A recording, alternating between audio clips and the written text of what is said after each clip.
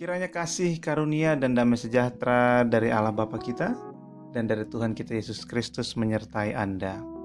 Saya Bob Defense, Anda sedang mendengarkan Renungan Sore edisi Sabtu 27 Agustus 2022. Dan hari ini, sore ini kita akan melanjutkan pembahasan surat Roma pasal 1 ayat yang kedua dan seterusnya. Mari kita berdoa. Kiranya Tuhan menolong kami agar kami memahami kehendak Tuhan. Kiranya Tuhan menerangi kami dengan firman-Nya sehingga kami semakin hari dikuduskan dalam kebenaran. Demi Kristus, amin. Injil itu telah dijanjikannya sebelumnya dengan perantaraan nabi-nabinya dalam kitab-kitab suci. Injil itu telah dijanjikannya sebelumnya dengan perantaraan nabi-nabinya dalam kitab-kitab suci. Perkataan ini ditulis Paulus setelah dia menulis bahwa Paulus dikuduskan untuk memberitakan Injil Allah. Kemudian dia menerangkan Injil yang dimaksud di sana adalah Injil yang telah dijanjikan Tuhan sebelumnya. Sebelumnya itu berarti sebelum Injil itu diberitakan ya. Sebelum diberitakan dijanjikan dulu dengan perantaraan nabi-nabinya dalam kitab-kitab suci.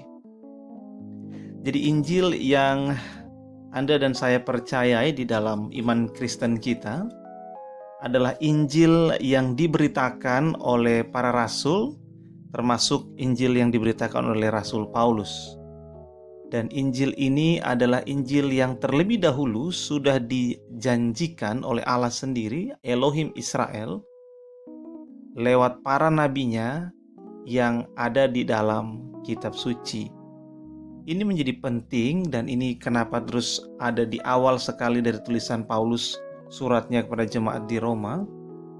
Karena ini menunjukkan bahwa Injil yang Paulus beritakan itu bukan Injil buatan manusia, bukan Injil karangan Paulus seperti yang dituduhkan oleh banyak orang yang ingin mencari-cari kesalahan dari iman Kristen, ingin menunjukkan salah-salah yang menurut mereka itu salah, sehingga mungkin saja ada orang-orang iman Kristen yang kemudian meninggalkan imannya untuk berpindah ke iman yang lain.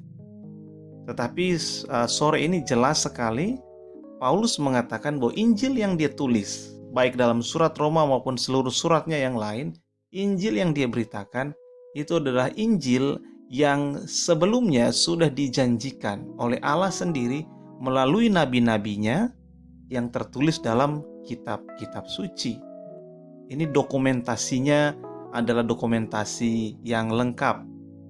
Ini prosedurnya adalah prosedur yang bertanggung jawab, prosedur yang dapat dipercaya. Kalau sesuatu tiba-tiba muncul dan kemudian dia mulai berbicara tentang semua hal yang lain, memberi penilaian, yang ini salah, yang itu salah, yaitu orang berdebat tentang itu. Beberapa mungkin bisa menyalahkan, kamu tahu dari mana itu salah atau benar? Aku tahu saja, aku pernah mengalami bersama Tuhan. Siapa yang lihat? Tidak ada yang lihat. Kalau hanya satu orang yang punya pengalaman dengan Tuhan, lalu dia memberitakan itu, dan dia bilang, ini Tuhan, sudah ketemu Tuhan. Ya, kita bisa percaya, bisa tidak, karena tidak ada saksinya. Tetapi Injil yang diberitakan Paulus itu tidak demikian. Kenapa? Karena Injil ini sudah dijanjikan, artinya dijanjikan itu adalah para nabi ratusan tahun sebelumnya itu sudah menulis tentang Injil ini. Injil ini sudah ditulis terlebih dahulu, bukan Injilnya tetapi janji tentang Injilnya. Janji tentang Injil ini sudah ditulis terlebih dahulu bahwa akan ada Injil yang akan nanti dinyatakan Allah gitu. Dan ramalan atau kita sebut nubuatan tentang Injil ini sudah ada gitu ratusan tahun sebelumnya. Artinya ini kenapa tadi saya bilang ini dokumentasi yang lengkap dan bertanggung jawab, karena ini terencana. Rencananya sangat rapi Dan bukan rencana 1-2 minggu seakan-akan ya udah kita buat saja rencana untuk sesuatu yang nanti 2 minggu lagi atau 3 minggu. Ini ratusan tahun, bahkan ribuan tahun. Sehingga Paulus dengan sangat yakin bahwa aku ini hamba untuk memberitakan Injil yang memang telah dijanjikan sebelumnya oleh Allah, nabi-nabi, dan ini kan juru bicaranya nabi. Injil yang dijanjikan sebelumnya ini diberitakan oleh para nabi. Janji-janji yang tentang Injil nanti akan ada. Jadi bukan orang biasa, tapi para nabi. Dan para nabi ini adalah penyambung lidah Allah. Sehingga Injil ini benar-benar bisa dipercaya. Karena bukan hanya diberitakan, tapi dan bukan hanya sebelumnya telah dijanjikan, dan bukan hanya ini sebuah rencana yang sangat rapi, terencana, sistematis, dan sudah berlangsung ratusan tahun rencana ini. Tapi Injil ini juga ketika dijanjikan, itu juru bicara janji-janji ini, itu bukan sales yang tidak bertanggung jawab, atau marketing yang melebih-lebihkan produknya, padahal tidak segitu kualitasnya.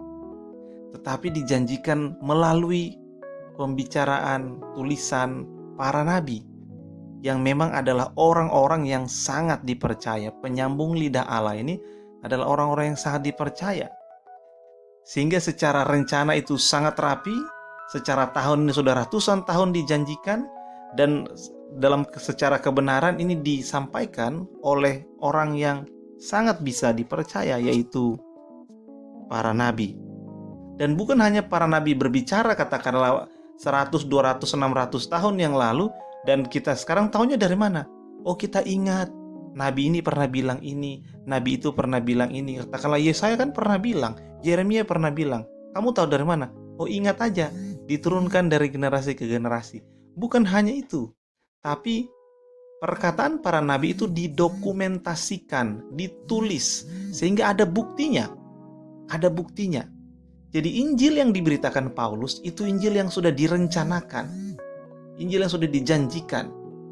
Direncanakan dengan rapi dari ratusan tahun yang lalu, dijanjikan oleh juru bicara yang sangat bisa dipercaya, dan kesaksian atau janji atau pembicaraan atau tulisan-tulisan itu didokumentasikan, tertulis gitu. Bukan sekedar ini kan tulisan pernah ada tapi sudah hilang. Enggak, ini didokumentasikan. Sehingga buktinya adalah bukti tertulis.